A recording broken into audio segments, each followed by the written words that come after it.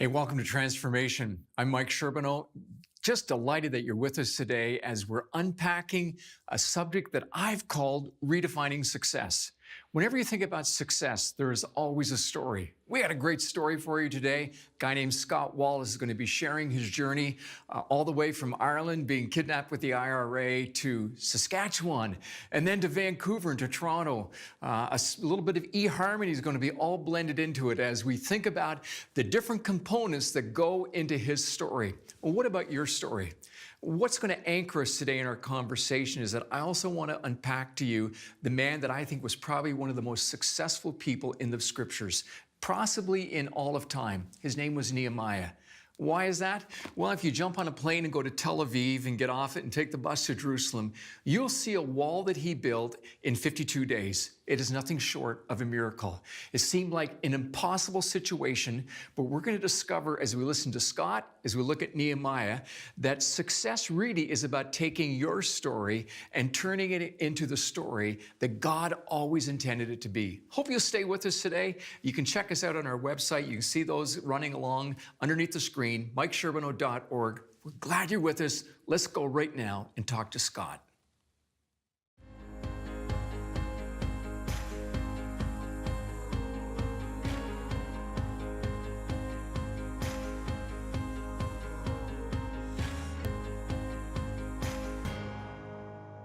So glad you came through a huge storm to be here. Welcome. Coming from Toronto to St. Catharines without traffic, that's a successful journey. So there's different ways to define success. We want to take you back to where you got that funny accent from, the place called Ireland. Sure. You were 13 years old, and something very powerful happened in your life. Tell me about that, because you forgot about it for many years. Yeah, it's interesting that at the time you don't realize that this is a powerful moment or that there is anything there. I was confirmed whenever I was 13 in the Church of Ireland. And my auntie, I believe, gave me a book, which is the Book of Common Prayer and Church Hymnal. And on 18th of February, 1990, I wrote, "I give my life to the Lord Jesus Christ, trusting him to forgive my sins and to forgive my life and to give me the gift of eternal life.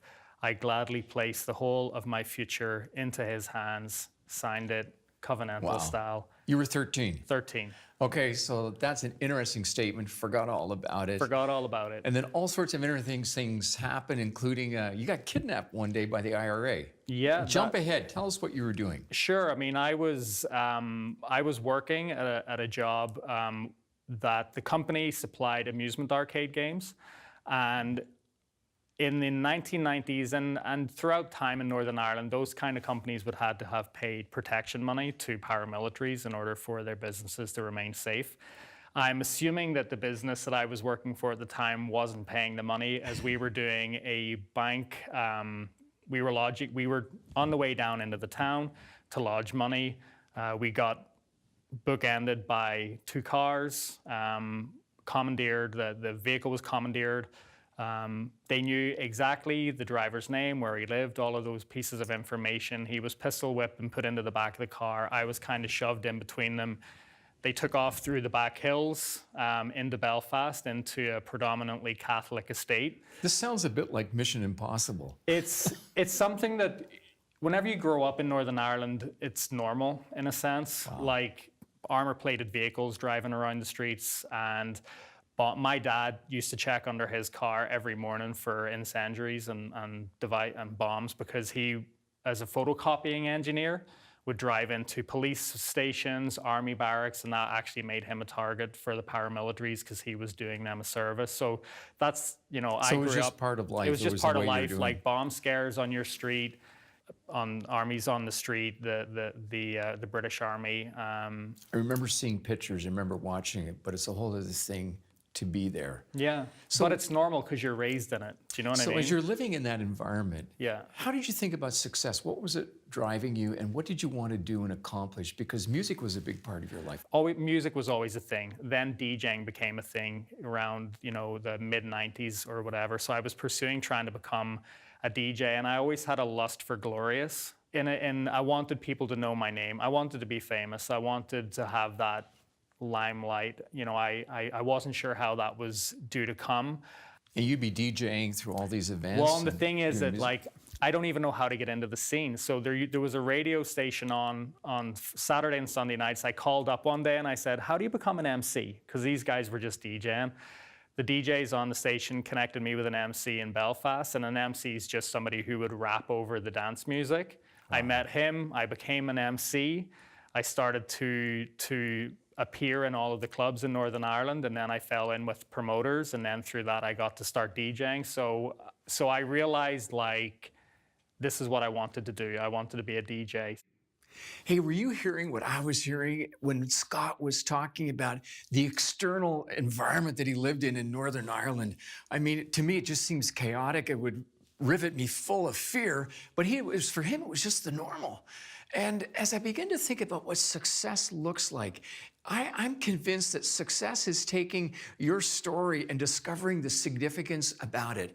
Your situation, you might feel like it's just like Northern Ireland. There's chaos everywhere, but in the middle of that, God wants to teach you that you can walk through it. We're going to get to Nehemiah today, and here he is. He's the cupbearer. It's just like his normal, but every day his life was on the line because he would test the food. I mean, if the food was bad, dead Nehemiah, long live the king. And you imagine living with that kind of stress, not unlike what Scott was talking about. But in the middle of that, Scott talked about another thing about success that could be driving you. It was the lust for glory. It was what he wanted. And you know, as much as that drives us and we want to be in the limelight, sometimes the limelight can be the slimelight. And Scott's going to unpack that in the next part, that it wasn't all that he thought it would be. And maybe that's where you're at today in your journey. So stay with us. We're going to hear from Scott, and we're going to learn more from Nehemiah. You had a conversation one night in a bar and brought you to Canada. So you took a big risk. What was that all about? So I'm playing in a very small bar in Belfast. This guy walks in called Yusuf, and he's about 5'6". He's Filipino and Indian. So he immediately didn't look like anybody else in the room. And we got on, and I remember his name is Yusuf, but it was so loud. I said, "What's your name?" And I thought that he said, "My name is Jesus." And I was like, "Oh, this dude's name's Jesus." This is interesting, eh? You know? As he was leaving, he's like, "I know you have a life and everything here, but you could do really well in Canada. We have a really strong scene in Saskatoon. I know people in Manitoba and Alberta, and I think that if you decided to come over and DJ in our city, you would become the big fish." How long did it take you to make the decision to go? Right away. Wow. Right away. You only, in a small country like Northern Ireland, that's very insular, Okay. you only get this sort of chance once. There's nobody else is going to come over to me and say, "Hey, I like what you're doing as a DJ. You should come to a completely different country." So you came, and there's so many pieces to this story. Yeah. So yeah, I arrived in Saskatoon in the tail end of winter. Boy. What a wake-up call. What a wake-up call. I didn't, Yusuf was telling me, well, if you come over in winter, you should maybe leave it to the end of winter because, moving houses and the electricity. And I'm thinking to myself, what's he talking wow, about, this is going to be rustic. Hey, the first time I went to Saskatoon, it was minus 30. And I didn't even experienced know those. that feeling. I experienced those, but I had the best time in Saskatoon.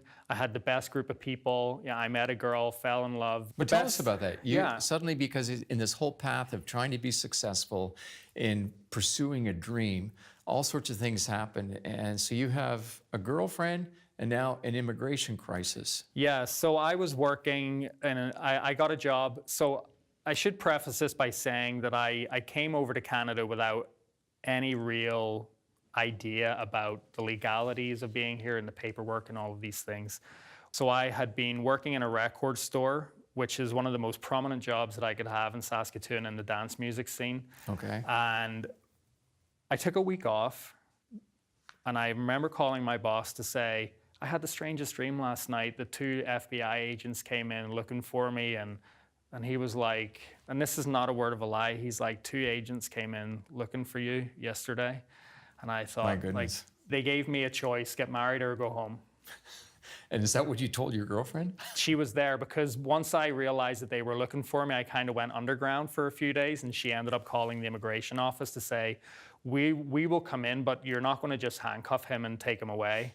So I went in, met the guy. He was, quite nice, and he said, realistically, you have to have a sponsor to be here, and the only sponsor you can get right now would be if you were married. So you got married. So we got married. We didn't tell her parents about it. We just said a group of friends, and a justice of the peace. I did not want to go home.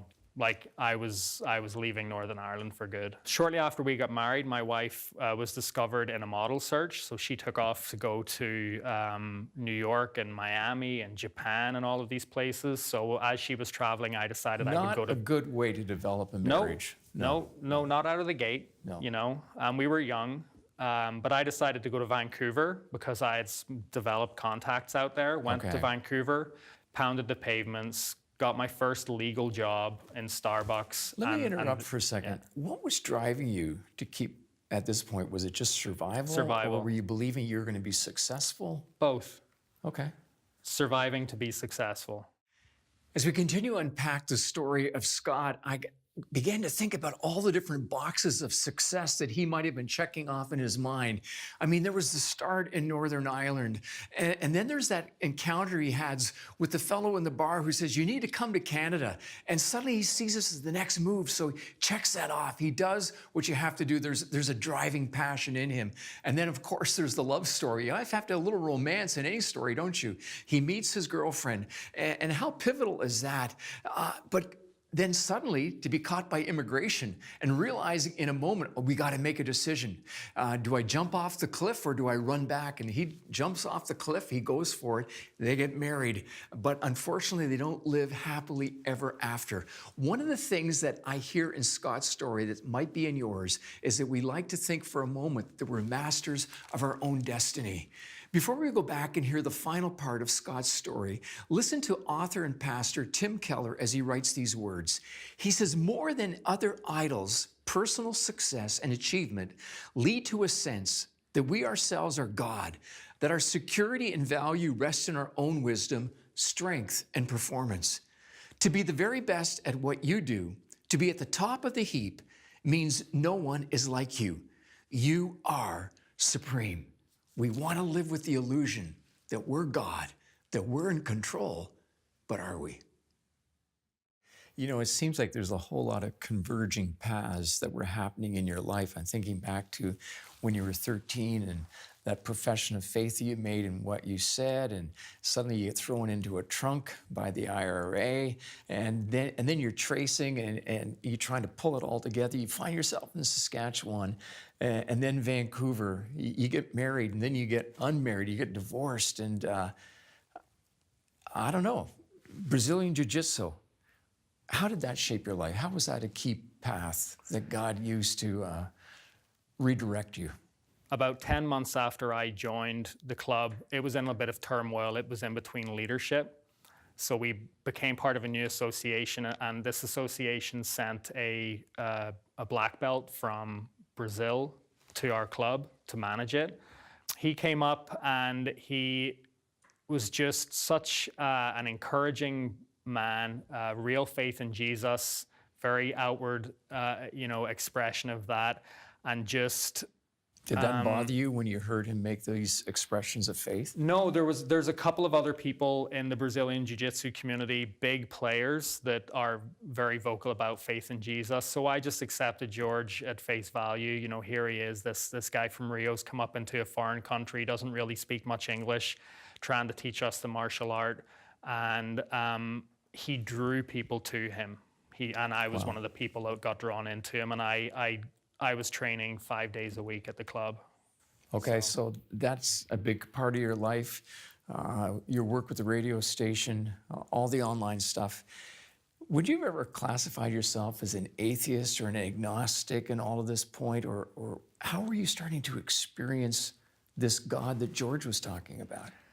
So, yeah, I mean, I guess that I would say I was agnostic, but the real first sign of God showing up in my life was I was a scout leader for 5 years in Toronto as well. And again, I find things to pour myself into. Right. And I was at a point in my life where I just needed to pour myself into many things just in order to keep me developing. I love being challenged. I love, learning new things. So we were at scout camp one Sunday, and I wasn't a Christian at that time, but I was a scout for my whole life in Northern Ireland. And we always did Scout Zone on Sunday, which was a religious service. So we were at camp on Toronto Island, and I did a Scout Zone. And there was this moment of just wind, that took over the campsite during this Scout Zone time of prayer. And that was the first time I felt God really, his presence just surround me and comfort me and be tangible in a sense where I could feel just this different presence around me, So tell me, how did you eventually experience the love of Christ in your life? I was working with a fellow who was Jewish, and radio is you don't have a long lifetime in radio. Like, it's a very cutthroat industry. And yet somehow I keep surviving after a lot of different episodes and manager changes and different things that I had done that were foolish at the radio station. But I said to Alex, how am I still here? And he's like, I honestly believe that God is looking out for you. This is your Jewish friend. This is my Jewish friend. And we were having a conversation, and this is the first guy that had ever said to me, I believe God is looking out for you. And I just allowed myself to be open to that instead of shunning it or being like, whatever. I was like, you really believe that God's looking out for me? And he went through my life with me as I had spoken to him. And he had said, here's where God is showing up for you. And right enough, if I look back at my life and even further back into my parents' life, God was showing up at different times. And also the paths were converging. All sorts of things were happening. Everything was converging. And one night, I found myself on my kitchen floor because I thought that I had dropped some marijuana on it, and I was looking forward to put it in a pipe. I had nothing in the house, and I'm naked on a tiled kitchen floor at like 3 a.m, and I stopped and I said, "This is brokenness. Like, how low am I right now? Where I'm on the floor." Just this recognition of this isn't normal behavior. This is broken behavior. This is brokenness. And in that moment, something happened. And in that moment, I believe that was the first sign that I recognized my brokenness. And obviously, as a Christian, that's where, we realize God reaches down and in these moments. And many times success means that you're in control. You're the master of your own destiny. There was no control here. And then, what did you pray? What did you say anything? Did you cry? At that stage, I couldn't do anything, because this was a very violent one. And then I was sort of rested down onto my bed, and I was breathing, and I just prayed. I screamed, "Lord, take me! Like, take everything, take it all." And at that stage, I was. The power that came upon me, that the Lord brought, was just incredible. Like, it was like he pressed the reset button, I remember my earliest way of being able to describe it to people was before I had purple energy and now I had blue energy. And that was the only way that I could describe it at the time. Coming out of the rave experience. Yeah. But I mean, I was honestly like, this was a full supernatural conversion, a full encounter with Jesus. How long ago was that? This was 8 years ago, and I remember once he laid me down, and like, we're talking like real convulsions, like real tears, real like body pouring of sweat. Did you know that God loved you at that point? In a moment, because once he laid me down and I was able to breathe, the first thing I did was jump to the end of my bed, and I just prayed. I was praying hard. It was like, "Lord, thank you. I don't know what happened." And he audibly spoke to me, and he said, the bondage that you feel is now gone. You have been set free. That's the power of God. And I just wept. I just wept, And I Was it true? Is that true? Did it happen? So as of the next day, there was no more marijuana, and I had tried a lot of different techniques in order to give it up, to not be dependent on it. And in a moment, Tell me the final part, the new wife. Can I you tell me in 30 seconds the eHarmony story? signed up on eHarmony before I was a Christian. Wrote spiritual, got matched with Amanda, who's a Christian but was living in Toronto and having some fun partying. And then my profile flipped to Christian. We met up to have a first date. My friends told me, don't talk about Jesus or jiu-jitsu. She asked me why. Or politics, maybe? Or she asked me why my profile had changed from spiritual to Christian. I told her, I mentioned it. She said, well, I've been a Christian my entire life. And then the floodgates just opened for that as well. And God actually used me to bring her back into a relationship with him. We need to have her on the program at some point. Yeah, tell her story she has an amazing testimony of as well. coming back to Jesus. Yeah, and now we're both actively involved in the church. She leads worship. I'm an elder of the church. Have been, sharing our faith. Now we have 2 kids. We're thinking about success. Now you have a wife, 2 kids. Do you have a white picket fence? No, I have a black belt in Brazilian Jiu-Jitsu though. Okay, that's cool. And all the trademarks of success. What about the happily ever after? What's that mean for you now? Happiness is my measure of success. One of the books that I just love of the Bible is Ecclesiastes, where we're instructed to take enjoyment in our toil, in our labor, because it is a blessing and a gift from God. And that's how I measure success. Some people would measure it financially or with, houses or cars, things like that. I may never attain any of those things, especially not living in Toronto with the price of houses. But I come home every day to a wife and 2 beautiful girls. I have my health. Scott, as you're telling this story, it's an amazing story. Seeing all the different paths that God brought into your life, converging into the point where you're at today. And no one could have scripted it except God. And God is writing a story in my life, in your life, and in the lives of the people that are watching today. I want you to know that Scott's story is unique to him. Your story is unique to you. But God wants to take you where you're at.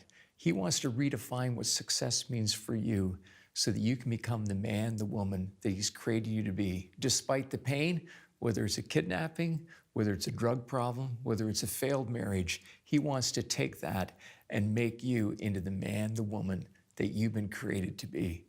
Scott, I just want to thank you so much for being here. It's an amazing story. You've only told parts of it, but thank you for giving us a glimpse into your life. Yeah. Thank you so much for having me. As I've been listening to Scott's story along with you, I've been cognizant of the fact that it seems that there are 2 lies that constantly come to the surface when we think about success.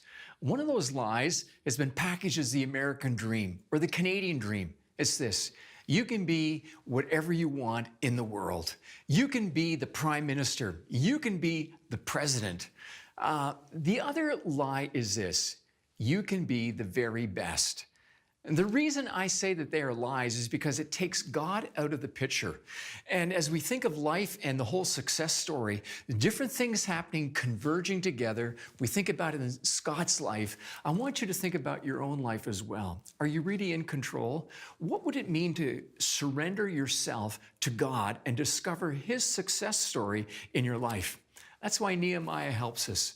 It was an incredible, miraculous accomplishment that he did, but he was a cupbearer. In some ways, he was a nobody. He was working, he was a slave in Susa, the palace, which had been taken over from the Babylonians.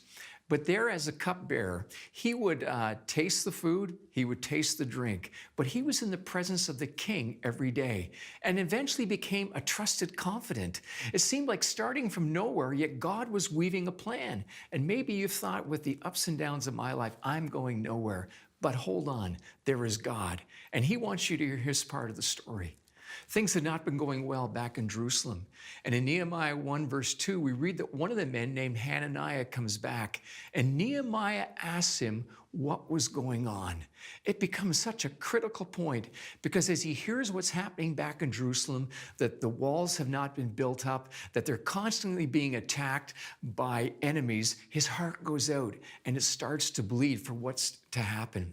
And what's to happen over there is that God was going to begin to move him in his own heart to believe that he could be part of not just a success story, but a miraculous story. I believe that's what can happen in your life as well today. And as we read in the story, we see that I asked them concerning the Jews who'd escaped, who'd survived the exile, and concerning Jerusalem. And they said to me, the remnant there in the province who had survived the exiles are in great trouble and shame. The wall of Jerusalem is broken down. Its gates are destroyed by fire. It's a desolation, folks. And then it says, as soon as I heard these words, I sat down and wept and mourned for days. And I continued fasting and praying before the God of heaven. Here's what happened in Nehemiah's life. He was confronted with something that he didn't know what to do with. And so he brings it to God. He hears a story. I think of Scott's story in the midst of brokenness when he's there butt naked on the floor and realizing, this is my place of brokenness. I need God in my life. Nehemiah is standing before the king thinking, what on earth can I do? There's a deplorable situation 800 miles away in Jerusalem. What can I do? But he believes that God has a plan. We're going to unpack that next week in the teaching. But for today, notice this. I see signs of success in Nehemiah as a leader because, first of all, he listened. He listened to what Hananiah was saying. And he didn't just listen with his ears, he listened with his heart. And as he listened, and that's a sign of success, you choose to listen. He heard God starting to stir something in his heart, just like Scott's heart was being stirred to realize there had to be something more in his life as well. Nehemiah says, God, what am I supposed to do? And we read these words that he started to pray. He started, actually the scripture says there's an order to it. He said, he sat down and he wept. He was broken. And then he mourned for days, which is the internal grieving when he heard what was happening. And then it says he started to fast and pray. And by fasting, it means he set himself apart to hear God and say, God, what are you saying in the midst of my story? And he allowed God to take his story, and he believed that God could do something far greater than he ever could imagine. Next week, we're going to see where he goes into the king. And to his amazement, to his surprise, God is preparing the king to work in a powerful way. Just like in Scott's story, there was a guy named George who came and taught him the things of God.